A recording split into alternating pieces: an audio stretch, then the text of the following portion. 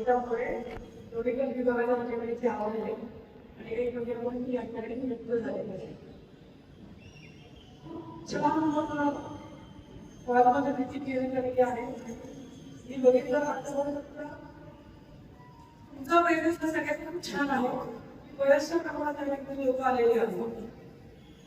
फार तुमचा वेळ मिळाला दोन चार गोष्टी ज्या फक्त आम्हाला सांगायच्या आहेत कव्हर केलेल्या असतील पण मला आपण जे सांगत वाटतं ते तुमच्याशी थोडंसं शेअर करतात. मला एखादं फक्त सांगू शकतो की पोलीस पाटील आणि जर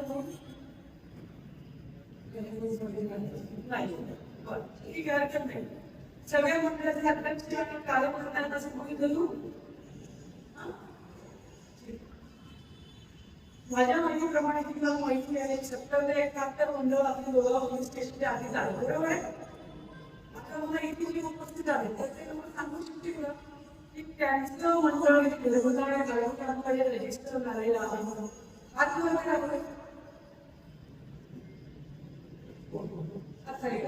ज्यांचं मंडळ धर्मदाय आयोगाकडे रजिस्टर झालेलं नाही असं लोक आठवलं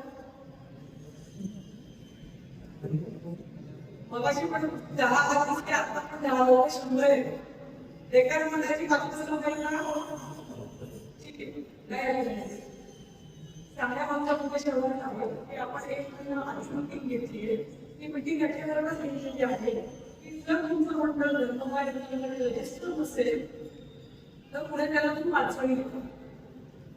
कारण आमच्याकडे जास्त तुमची परवानगी येते त्यावेळेस आम्ही बघतो तुमचं मंडळ धर्मदाय आयोगाकडे रजिस्टर आहे का तुमच्या मंडळाला तुमची परमिशन घेतलेली आहे का तुमच्या मंडळात ज्या जागेत तुम्ही गणपती स्थापन करणार आहात तर त्या जागेमध्ये माझी हक्क आहे.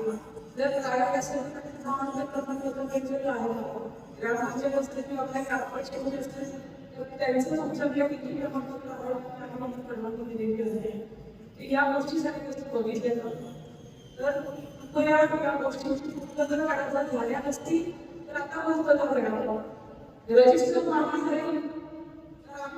रजिस्टर पण चुकून त्या ठिकाणी काही अवैध घडली तर मूळ मुद्द्यामध्ये जातो सदर्थ मंडळाने रजिस्टर आहे का इथून सुरुवात होतो. सेफर साईड त्यांच्या मंडळाने रजिस्ट्रेशन केलं आहे आपल्याला काही मंडळ आणणार धर्मदाय रजिस्टर करतो हा पहिला पॉईंट. दुसरा पॉईंट बरंचसं बघितलं मला याची भरपाई दिलेलं आहे तर त्याच्याकडे मला या गोष्टीची पूर्तता करायला सांगितलेली आहे दिलेलं आहे.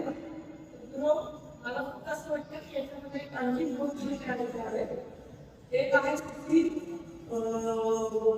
क्लोज सर्किट आहे याचा जर मंडळाला शक्य असेल जास्त गर्दी होत असेल तर त्यांनी कृपया त्या ठिकाणी 12 वाजता आणि दुसरी गोष्ट गर्दी खेचणारी मंडळ असावं किंवा साधं जरी मंडळ असेल बघा गणेशाची मूर्ती आपल्याला तो आधाराचा पवित्र स्थान आहे आणि आपण सगळे नृत्याची बाळाचा आधार जर आपण आराधना करत असेल तर त्याचा भाविक खेळ आपण जबाबदारी बऱ्याच की दुपारच्या वेळेमध्ये कधी त्या मंडळामध्ये कोणीच दिसतो किंवा रात्री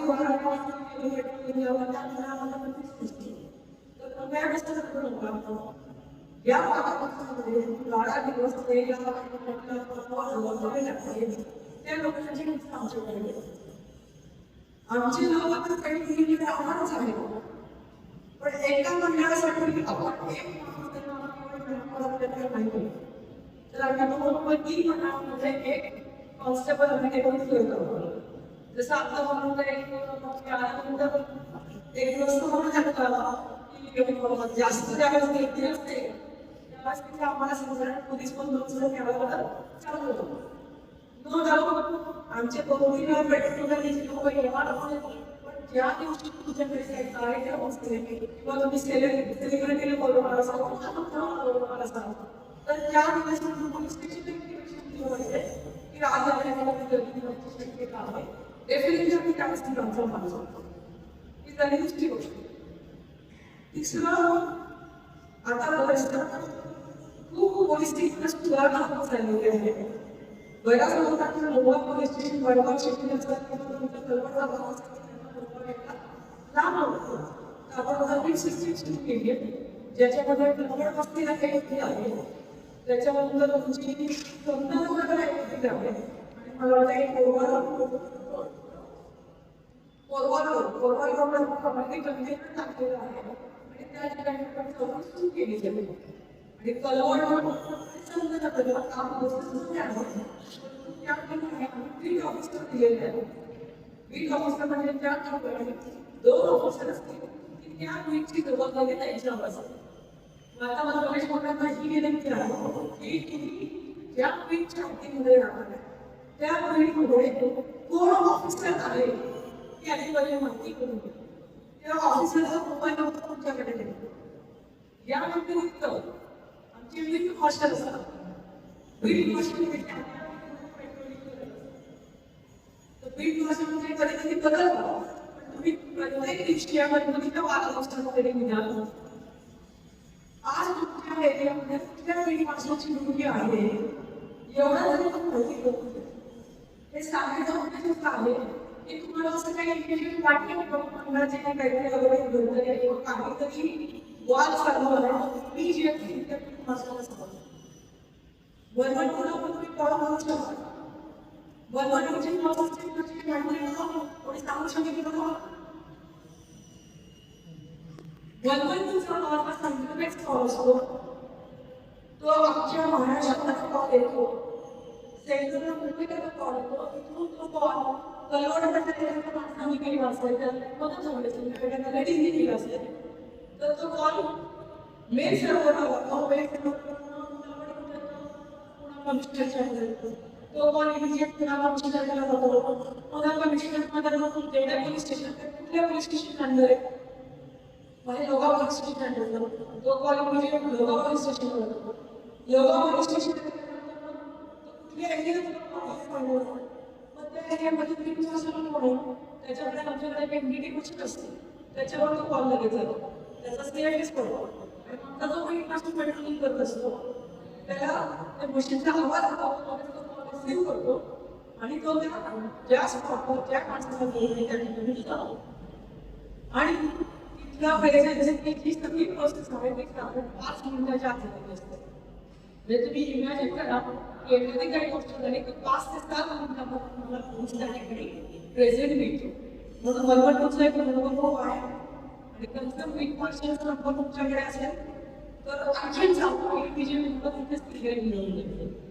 तर या गोष्टी थोड्याशा 12 दिवसामध्ये तुम्ही जरा त्या गोष्टीवरती जास्त लक्ष द्या. चौथा महत्त्वाचा पॉईंट जो आहे तो मॅडमने तुम्हाला सांगितलं असेल बराच परिस्थितीचा आमचा घर आहे तो डिझेल गणेश मंडळाच्या कामगिरीवर आहे. मला वाटतं विद्यार्थ्यांना पाणीपोळी ते बसलेले आहे. गावाच्याच एक मुलगी आंदोलनाला मिळते तेव्हा मला हे पहिल्यांदाच नवीन माहिती मिळाली की विद्यार्थ्यांना गॅस हे जे बक्षीस देतात एखाद्या मंडळाला त्याचे निकष काय असतात. तर त्या निकषामध्ये एक निकष असा आहे की गणपती मंडळाच्या अनुषंगाने पोलीस स्टेशन स्तरावर ज्या मीटिंग घेण्यात आल्या किती मीटिंग घेण्यात आल्या आणि किती मीटिंगला त्या मंडळाच्या अध्यक्षांनी किंवा कार्यकर्त्यांनी हजेरी लावली त्याला 5 मार्क. येते लक्षात म्हणजे सुरुवात कुठून होते बघा की सुरुवात तिथून आपल्याला सुरुवात करायची आणि त्यालाच मार्क दिले. हा एक पॉईंट लक्षात ठेवा. आता हे मी त्यांच्या मीटिंगमध्ये मीटिंग घेतली तर त्या मीटिंगला तुम्हाला शक्यतो हजर बसल्या तर तुमच्यावर रिक्वेस्ट करून असेल तर त्या मंडळाचा एखाद्या माणसामध्ये मीटिंग घ्यावं. मग बाकीचे निमिष मला वाटतं बरोबर मॅडम तुम्हाला सांगितलेले असते की त्या ठिकाणी गर्दीची शाळा असेल तर ती वाहन परिस्थिती काय केलेली आहे. त्याच्यामुळे तुम्ही त्या ठिकाणी जर महिला जास्त येतात तर महिलांच्या काय केलेलं आहे मी वेगवेगळी काही देऊ शकतो. एक पुरुषांनी एक महिलांचे लहान त्याच्यानंतर लांबवणारे व्यवस्था त्यांच्याकडे काही पाण्याची व्यवस्था आहे त्या ठिकाणी तुमच्या मंडळाच्या सर्व करताना सिस्टी कॅमेरा बसवले जातात. असं ते विद्यार्थ्यांना जास्त निकष आणि सगळ्यात महत्त्वाचं म्हणजे की ज्या मुक्त करा मुक्त करा हा म्हणण्याचं कारण असं आहे की या वर्षी की पोटापर्यंत सर्वे झालेला होता आणि मागेच्या पण मागे 10 वर्षाचा एक दरवाजा या डिझेलचा इतका वापर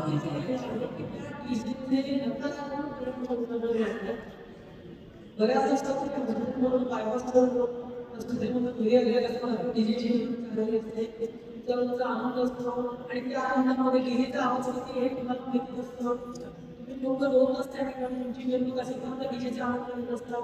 तर आम्हाला पोलीस असेल जास्त माणूस असेल किंवा एखाद्या हॉस्पिटलला पेशंट असेल ज्या वेळेस आम्हाला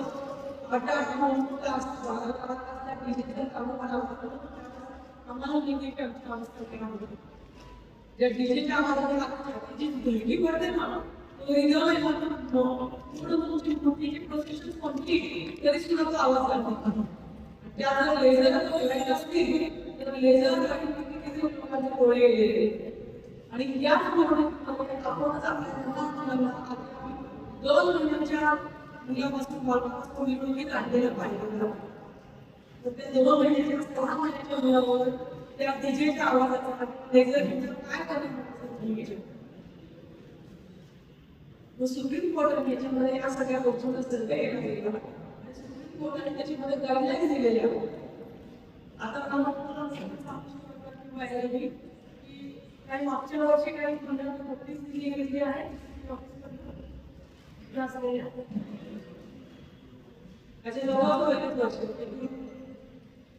पहिल्या वर्षी समजून सांगावं वाटतं की ध्वनी प्रदूषण नियंत्रण मंडळ आहे आणि ध्वनी प्रदूषण कायदा तर या कायद्यामध्ये की डिझेल तुम्ही वापरू शकता डिझेलला बंदी नाही परंतु प्रत्येक एक झोन डिक्लेअर केलेला आहे जनरलची म्हणतात निवासी झोन केलेला आहे काही ठिकाणी फक्त कमर्शियल काही झोन काही ठिकाणी फक्त इंडस्ट्रियल एरिया असेल इंडस्ट्रियल औद्योगिक झोन केलेला पण ज्या निवासी राहतो आहोत त्या ठिकाणी जी डेसिमलची मर्यादा दिवसाची आहे 55 आहे आणि रात्रीची आहे 45 मग जर तुम्हाला पाठवायचं असेल तुम्हाला डीजे त्याचा जर आनंद म्हणून असेल तर त्याची डेसिमल ठीक असतात आमच्याकडे एक कॅलिब्रेशन मशीन दिलेलं आहे शासनाने त्याच्यामध्ये आम्ही आता सगळ्या आता साऊंड आहे किंवा सीझनचा तो आम्ही रेटिंग करून घेतो आणि ज्यावेळेस आमच्या घरामध्ये काही ठिकाणी जात असतील किंवा तुमच्या मंडळाच्याकडे तुमच्या डीजेस लागत असतील त्यावेळेस त्यांचं जे मशीन आहे ते कॅलिब्रेशन करून साऊंड रेकॉर्ड करतो आणि तो जर 55 डेसिबलच्या वर गेला एक 10 पर्यंत जर गेला तर त्याच्यामध्ये मला त्या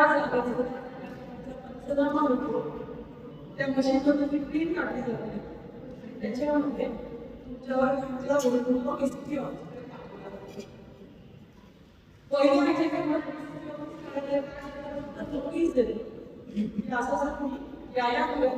वाढवलेला आहे आणि आमचा पहिल्या वेळेस नोटीस मिळाली परत